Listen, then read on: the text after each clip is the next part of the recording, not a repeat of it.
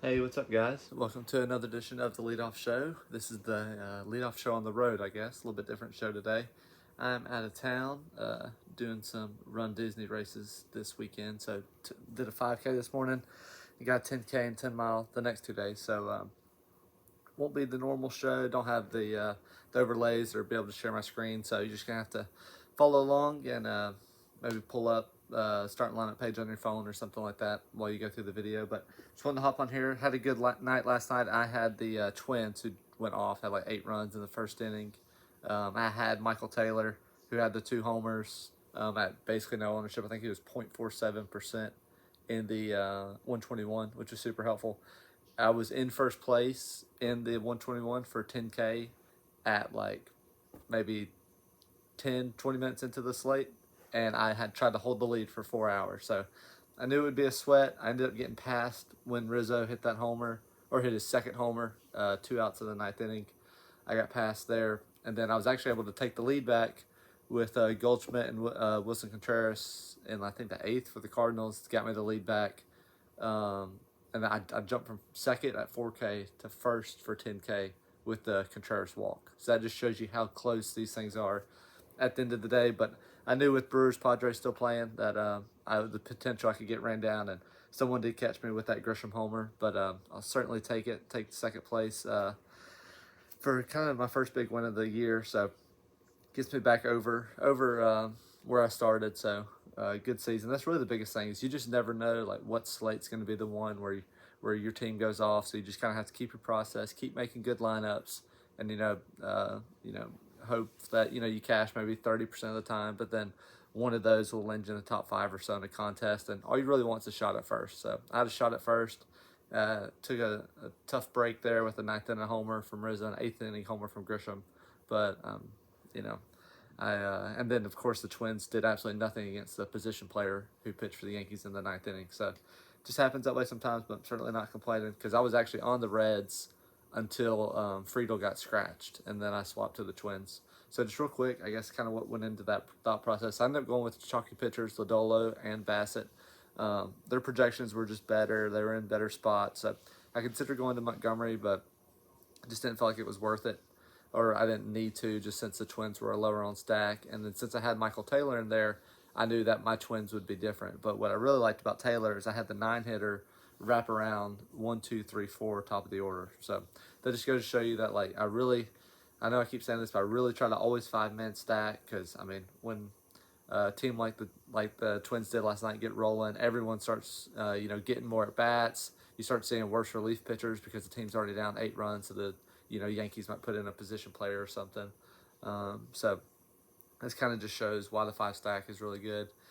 Just another thing is, it's not, I don't live and die by it, but if there ever is a tiebreaker or kind of tough decision, I do err on the side of the away team, because they will be guaranteed that 9th inning at bat. And that does help sometimes. You can get a cheap homer or something against a position player, but that's usually baked into the projections with regards to the ceiling of some of these guys. But it is something to consider. And the reason I ended up on that Twins Yankees game was just the wind was crazy. It was like mid 80s with 17-mile-an-hour wind blowing straight out in Yankee Stadium. So that's why I just kind of honed in on the Twins and really forced them into my lineup. So we can jump into tonight's slate real quick. It's probably gonna be a little bit quicker just since I'm on the iPad today, but we'll try to get a good first look going with this slate. Figure out where we might land. Looks like we have some decent pitchers, kind of 8K and above, but no really big aces. So it'll be something we'll have to break down. All right, so let me just get started here. Okay, so 12 gamer. It's back to the normal start time, 7:05 Eastern, 6:05 Central. Weather, no weather concerns. There is weather blowing out, or wind blowing out. Sorry, in a few places. Looks like in. Let's see if that Yankees Twins game's any different. Okay, so yeah, Philly, Cincy, possible weather. Don't have to worry about that. Cleveland, Washington. Let me see if that's even on this slate. I don't even know anymore with all these random start times.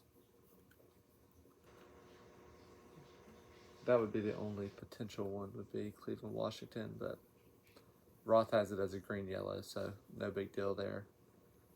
All right, yeah, no weather really of note, so we can jump ahead to the starting lineups.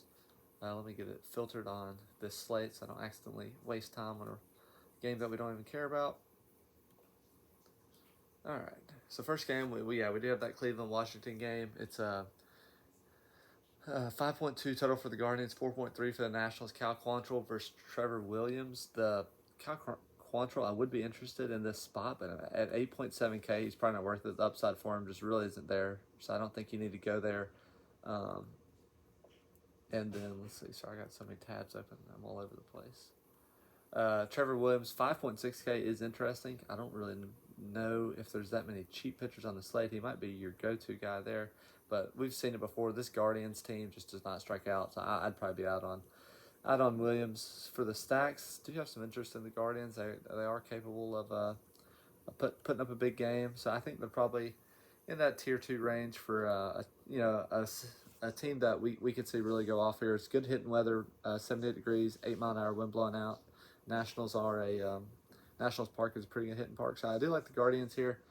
I'm probably out on the Nats, just not enough firepower. We've seen them have like decent games overall, but I mean, who are you gonna target? In your stack, I could see maybe just getting like Candelario or someone like that as a one-off, but probably out on the full stack there for the Nats. So, all right, we can move on. Twins Yankees, it's 80 degrees again. This time, wind blowing kind of straight right to left. So I might say a little bit lower score than we did yesterday. 3.58 total for the Twins, 4.92 total for the Yankees. Louis Varland for the Twins at 7.1K. Nestor Cortez, 9.5K. Going to be out on Varland. Not really sure who he is, but even at that price, even if he's a top prospect, I'm not wasting my time at a 7K pitcher. Or rookie at 7K against the Yankees. So going to be out there. Nestor is certainly in play. He's going to be probably your top projected pitcher on the slate and your top dome for good reason. I mean, that we did see the Twins go off last night, but I mean that shouldn't change your opinion on how you feel about tonight. I mean, it's a new day. I could just as easily see Cortez go out, shut them down over 6 innings or something like that. So maybe the field will be a little scared of Nestor just because they saw the Twins go crazy last night. So if that's the case, I would really like Nestor. But he's probably, it looks like him, Nestor Cortez, Luis Garcia, and then Kodai Senga for the Mets are probably like your top pitchers, maybe Michael Walker. So I'm probably staying within those 4. So Cortez is definitely going to be in that mix, though. It just really kind of depends, I guess, on salary and where we fall there. So Yankees, though, are certainly in play. Let me pull up Plate IQ real quick and check out Varland real quick. See if there's anything that stands out there. With the wind, I would prefer the right-handed hitters. Varland, low strikeout rate, pretty good, low walk rate as well. He's terrible versus righties. 345 WOBA, 228 ISO versus righties. Versus lefties, he's pretty good. So I could see, like I said, I do like the righties anyway. So I think Judge, Stanton, Torres are certainly in play as a mini stack. I would consider that. So, all right, let's move on. We got Rays, Blue Jays. 4.68 total for the Rays, 4.32 total for the Blue Jays. Drew Rasmussen versus Jose Barrios. Rasmussen's just been incredible this year. I think the projections are kind of slow to adapt to. I don't know if he made a pitch change or what, but he's been on fire this year. So, but on this slate and a matchup against the Blue Jays, I'm probably out. Just hopefully he's always coming over owned kind of than compared to projections. So hopefully that follows again and people take a chance on him against the Blue Jays. I mean, he has certainly been better, but at 10K, that's just too steep of a price, I think, in this spot versus the Blue Jays. I would just rather have Nestor versus the Twins, really. Barrios, definitely out there. This Rays team has been on fire. Barrios has not been good lately, so I don't see myself getting there. So, I mean, the Rays have to lose eventually, but, I mean, Barrios is definitely someone we can attack. So, I can see the Rays being in play as a secondary stack. Probably not a full stack. We've seen Barrios get blown up before, but I don't know. The more these Rays win, the higher the owned they are, and the more these prices are keep creeping up. Rosarena 6K, Franco 5.9K. Bottom of the order is pretty cheap, so you could fit it in there, but probably kind of a tier below. I think I'd rather go to like Cleveland or New York before the Rays. Blue Jays, I'm probably out on. If Rasmussen gets steamed up and gets a lot of ownership, maybe just take some one-offs here. Maybe like Varsho or Brandon Belt or something like that. One of these guys, of course. Bichette and Guerrero are always in play, even versus righties. So probably out on the full stack for the Jays. But if you're watching shows later and they're all in on Rasmussen, I wouldn't mind just a 1 or 2 from the Jays. All right, let's keep on moving real quick. We got Angels, Red Sox next. 4.9 total for the Angels. 4.6 total for the Red Sox. Patrick Sandoval, 8.5K versus Tanner Houck. 6.5K. Sandoval is interesting. He certainly has talent, but I'm probably out on this spot here for Sandoval. I'm trying to see. Yeah, I don't know. This Red Sox team is dangerous. Duvall's out, so that makes him a little weaker, especially versus lefties, but I don't think there's any reason to go to Sandoval here in this spot. Yeah, 11 points, 10.8 points, 15 points so far this year. So yeah, maybe just wait and see with Sandoval, and maybe we'll get him in a better spot at some point this year. It is cold in Boston though, so you can certainly consider it if that's the case. Tanner Houck on the other side, I don't love him here against the Angels. As cheap pitchers go, he might be okay if you really need to get down there, but there's probably other pitchers you can go to on this slate for more value. But I don't know. I don't really know if there's reason to get down. I think we have enough guys around like 7, 8K that we can just kind of avoid the cheap range here. So probably out on Houck as well. The stack, let's see. Angels are probably a good spot here against Houck. The weather certainly concerns me with it being so cold. I'd probably stay off a full stack. I feel like it's hard to kind of get a rally going in this cold weather, but we've seen Fenway go crazy so far this year. I think that's more just the Red Sox pitching than it is the ballpark, but probably out on the full stack from the Angels here.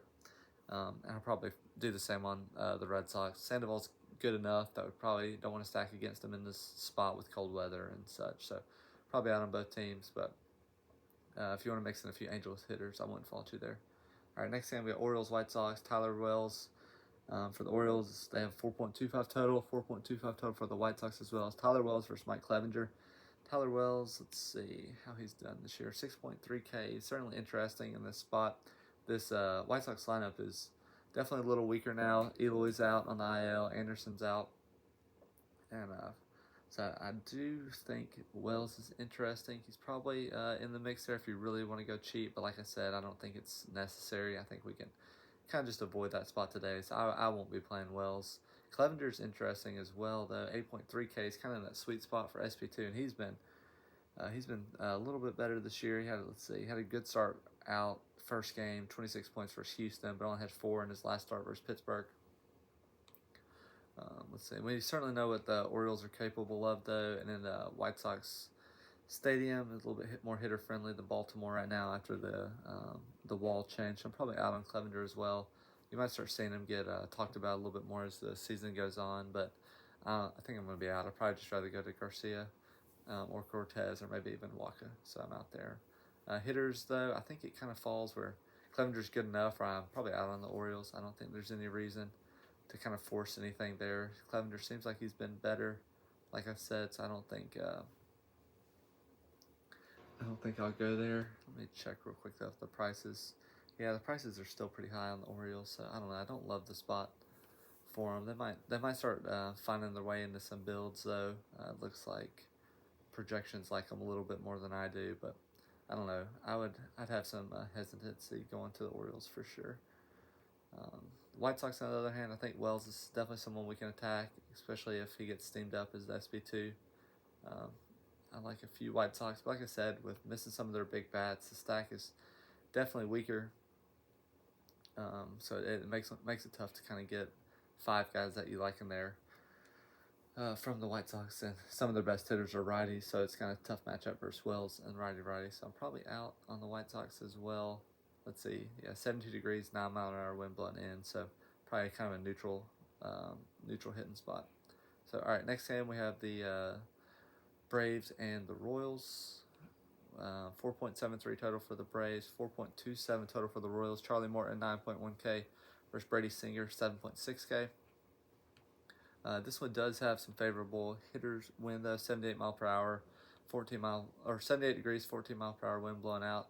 So it gives me a little bit of caution on Charlie Morton. I think I'd rather just go to Cortez or Luis Garcia or one of these other guys, or Senga at the top. Morton's been okay to start the year, but definitely hadn't been great. I feel like he's one of those guys, takes a little bit to get ramped up as well. The Royals, I know, though, I saw the stat where they had like the lowest batting average by a large margin across the league, but I do have a little bit more concern pairing a righty against them, though, just because Melendez, Pasquantino, Isbeller, good lefties, and then Bobby Witt and Perez, I kind of take versus anybody. So probably a little down on Morton today, but he's I guess in consideration for sure. Singer, on the other hand, I'm probably out as well. Just the weather here against the Braves, it's just not a good spot for him, so I'm going to be out on Singer. The Braves as a whole are in play.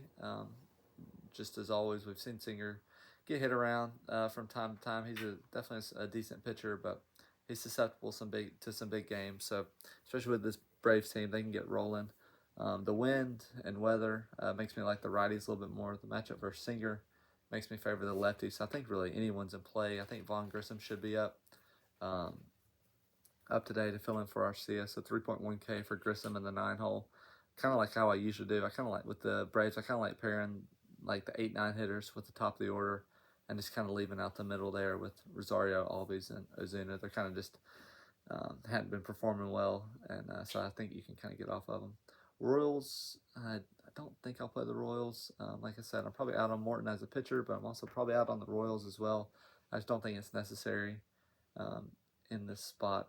But I mean, I played the Royals, feels like about every other day so far this slate, so may end up on them by the time the slate locks. But as of now, I think I'm going to be off. If anything, I do kind of like the right-handed hitters here, just with the weather against Charlie Morton. Let me see if he has extreme splits or not versus lefties or righties. Let's see, yeah, much better versus righties. Kind of struggles versus lefties. So Pasquantino would be a good one off, and then of course, like I said, Melendez first in, but then of course, I mean, Bobby Witt gets 3 steals again, like he did the other day. He's you can always play him. So maybe some pieces from the Royals after looking at it, but full stack, I might not get there on this slate. All right, next game we got Rangers Astros. Let me keep it moving a little bit quicker. Just so many games today. We got Martin Perez 6.8K against Luis Garcia 8.6K. Astros are favorite here, 4.76 team total versus the Rangers 3.74. I do like Garcia here in this spot. The Rangers, especially now with Corey Seager out, this lineup takes a big hit versus righties. So I think Garcia is probably one of the top one pitchers for the day, and probably for good reason. I think he's above average pitcher in a good spot, so we can certainly get there. I think I was bit by him last start though versus the Twins, so I understand if you're a little hesitant to get there though. But I think it's just more of this lineup now that Corey Seager's out. This might be a good team to target righties against. Martin Perez, it always seems like he pitches well against Houston, but I mean that's just scary task to ask for him to go in there into Houston and shut this team down. At 6.8K though, for all the cheap pitchers, he's probably the one that has the longest leash and the biggest track record to go put out a good score. So you certainly will be different if you play Perez, but for cheap pitchers go, he probably does have the most upside, I would say, even against the Astros. Both these hitters, or both these stacks, I'm probably out on. I don't think there's any reason to go to the Rangers. Like I said, Garcia is good enough, and without Seager, there's not much to love here with the Rangers. Maybe just go like Nate Lowe or cheap Josh Smith or something like that. If you need a couple pieces, I can see Josh Smith being pretty popular in cash builds today. The Astros are certainly in play, like I mentioned, but Perez, he's probably just good enough that makes it tough to stack against. If you do stack the Astros, they have some cheap hitters at the bottom of the order. I would like going with like Corey Julks. I know he had a homer the other day, so I think Julks at 2.2K, and then maybe put in Maldonado at 2.3K. You can really get whatever hitters you want after that, whether that's McCormick, Bregman, Alvarez, Tucker. I could see something like that. Maybe just like a wraparound stack with Astros here against Perez. All right, next game we have Pirates Cardinals. 3.74 total for the Pirates, 4.76 for the Cardinals. Looks like pretty good hitting weather, 76 degrees, 8-mile-per-hour wind blowing out. Johan Oviedo for the Pirates against Jake Woodford for the Cardinals. Let me make it quick. I'm out on both these pitchers. Oviedo had a decent start last time, but there's no reason to go here. Both these stacks, though, are certainly in play. Pirates losing Ono Cruz hurts a little bit, takes some of their top end upside off the table without one of their best players. So, but Woodford has been just terrible this year, though. So, I do like some pieces for the Pirates, especially if Bay's batting up top. Bay and Reynolds, Santana make for a good pair, and then Sawinski at the bottom too. So if you end up going with two aces, Pirates might be a good place to build a cheap stack, or at least get some cheap pieces, kind of help round out your team. Cardinals are certainly in a good spot here against Oviedo. They'll probably be one of the higher owned teams, I would think, if not the highest, just with the weather and against a pitcher like Oviedo. Problem with the Cardinals, they just, I mean, you could stack really anyone 1 through 9. It's a good thing when it comes to kind of finding a position and a salary that works for you, but it makes it tough trying to hold down on where the production is going to come from. But I think 1 through 9, anyone's in play. If you want to get different, maybe don't add in Goldschmidt or Arenado. Maybe take one of them out, and or maybe seems like Brendan Donovan might actually be kind of lower on 4.8K at leadoff spot. People might just go to Gorman in the 6th hole, both at second base. So there's ways to make the Cardinals different, but just understand that they'll probably be the highest owned team tonight. All right, next game we have Brewers Padres. 3.79 total for the Brewers, 4.71 for the Padres. Another cool night in San Diego, 56 degrees. Makes me like the pitchers here for sure. Eric Lauers, 8.4K.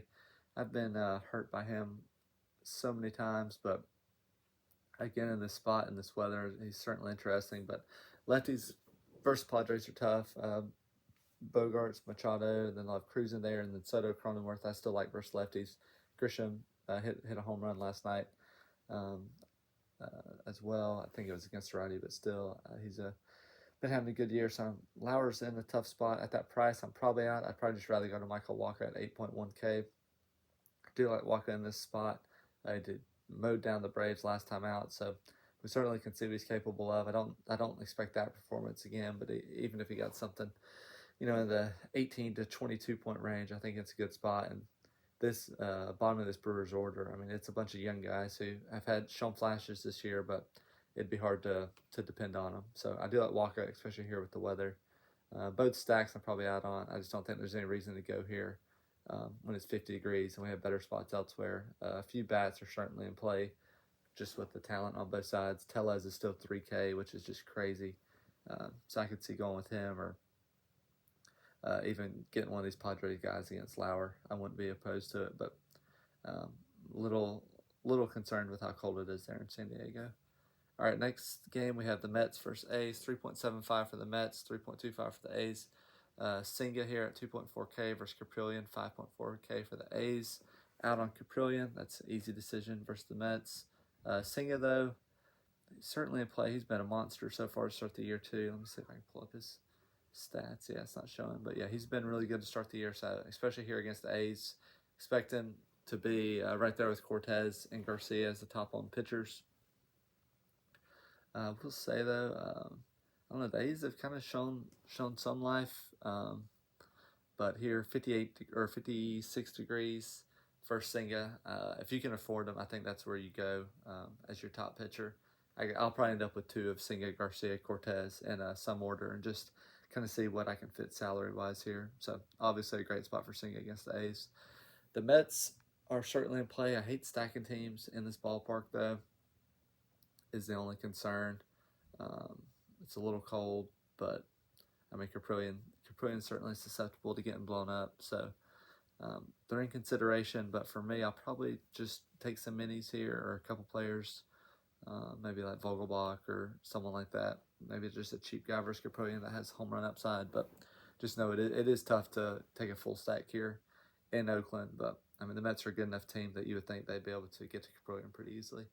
All right, next game we have Cub Dodgers, 3.74 total for the Cubs, 4.76 totals for the Dodgers. Justin Steele, 7.9K versus Syndergaard, 7K. going to be out on Steele in the spot versus the Dodgers. He's been pretty good this year, but it's just not worth playing him. Here in the spot, it is cold, so that maybe puts him into consideration a little bit, but I don't think there's any reason to go there. At 7.9K, I'd probably just play Waka instead. Syndergaard, 7K, not playing him against the Cubs. With Syndergaard on the mound, obviously this puts all the base runners for the Cubs in play. Horner's been running wild so far to start the year, so I could see him. The guys at the bottom of the order, Master Booney, I could see going to him as well. Just really taking anyone with still upside against Syndergaard. Even Bellinger, I guess this is his return to LA, so he's got a cheap price there. Obviously, home run upside, but he could get on base and still and get a steal as well. So maybe just a few pieces here for the Cubs, but probably on the full stack, really just because of the weather too. And then if Syndergaard gets out, the Dodger bullpen's good enough to kind of shut them down and slow rally. So really, I would just kind of chase some steals here against Syndergaard. The Dodgers, I'm probably out on as well. Really, as it comes down to it, I don't like. It feels like there's a bunch of teams I don't like, as opposed to teams I do like.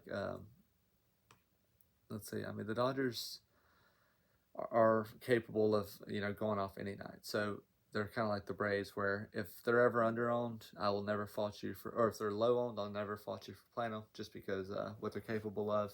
If you do end up going with the Dodgers, you might have to kind of get interesting at pitchers. The only problem, their top 5 hitters are really expensive. So I could see mixing in like Vargas or Outman or Trace Thompson or something like that to make it cheap. I really like, I guess, Thompson here against the lefty. So that's probably a good spot for him here. But yeah, like I said, Dodgers are going to be low on, so they're always capable of a big game for sure.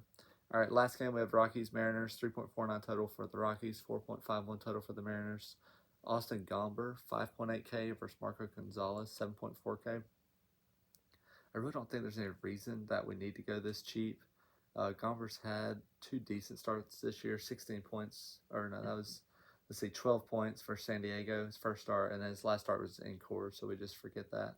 But I probably don't love Gomber here. I guess if you have to go that low, you could. I would just rather go with like Martin Perez or someone that, yeah, it's in a tougher spot, but he's capable of, putting up a 20, 30 point total in any spot. So probably out on Gomber. And then I'm out on Marco Gonzalez as well.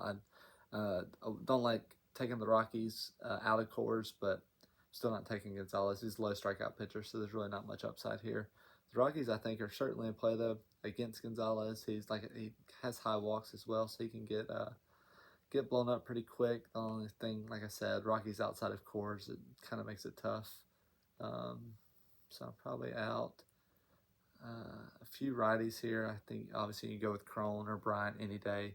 And then do have some cheap righties throughout the lineup. Profar is interesting up top, so I'd say maybe as a mini stack I could see getting there, but there's no reason to go Rockies here, or really any time outside of Coors.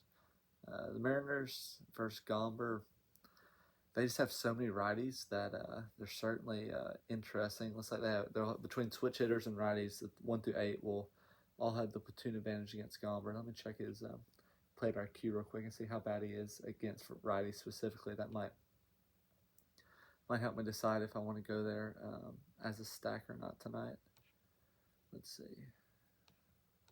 Yeah, versus righties, yeah, 3.66 WOBA, 2.36 ISO. That you gotta take into account that half of his starts are in Coors though, so that's realistically a little bit lower. But the Mariners do have some guys that just pound righties with Suarez, Hernandez, Cal Raleigh, AJ Pollock, Sam Haggerty. So I do like the Mariners. I think they'll be virtually unowned if you want to go there. People probably don't like stacking in Seattle as well. It might be interesting to see if the roof's open or not there. Probably kind of a chilly night if they do open the roof.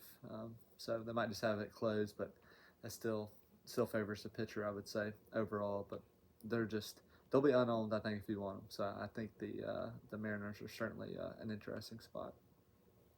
Sorry, just to recap, I think we kind of have 4 pitchers to decide from today, at least like in the 8K and above range. I think it's Senga, Cortez, Garcia, and Waka. I probably wouldn't really go anywhere else. I don't think there's any reason to. You can find cheap hitters across the board, so I don't think I'll be getting off one of those 4 or 2 of those 4 guys. For stacks, it's probably going to come down to the Cardinals. I think are the highest owned. and then maybe like Cleveland, maybe Atlanta versus Brady Singer, maybe the Angels against Houck. So I think if you play a couple of those pitchers, you know, you might need to get off. I think the Cardinals maybe the only team you might have to kind of get different with on this slate, just in the spot they're in. Outside of that, I think it's with being 12 games, I think everything should be pretty spread out. So kind of just go where you want to. I would say I do have some interest in Seattle. We mentioned the Mets and Oakland, tough ballpark, but I mean Caprillian's certainly susceptible to getting hit around. I like the Pirates too on that Cardinals game. I could see going to the Pirates side of that game, even without Cruz. And then Baltimore, they might be interesting against Clevenger, but I'm kind of a believer that Clevenger's bouncing back to his previous form he had with Cleveland, so might be a little lower there. And then Rays Blue Jays, that'll be a fun game to watch, but I might just stay off those stacks there. So, all right, hope that helped. Get this video out, and like I said, sorry I couldn't screen share today. Hopefully you can still follow along pretty well though. Just kind of give a good preview of everything, and again, let me know if you have any questions, or I'll probably try to get the screenshot out of my lineup that got second last night, so you can just kind of see what I had, and kind of I think we kind of walked through the process I used to build that team. So again, just play every slate that you can. If you even have 30 minutes to research, I think that's enough time to build a good team, and just kind of keep with your process every day. If you're building a team and you open up the app and the ownership's where you expected and you feel like you made a good decision based on that, then I would just stick with that process, and sooner or later, your stack will pop off, and the leverage you took will pay off as well, and you'll be able to have a good night. So, with that being said, let me know if you have any questions, and I'll see you at the top.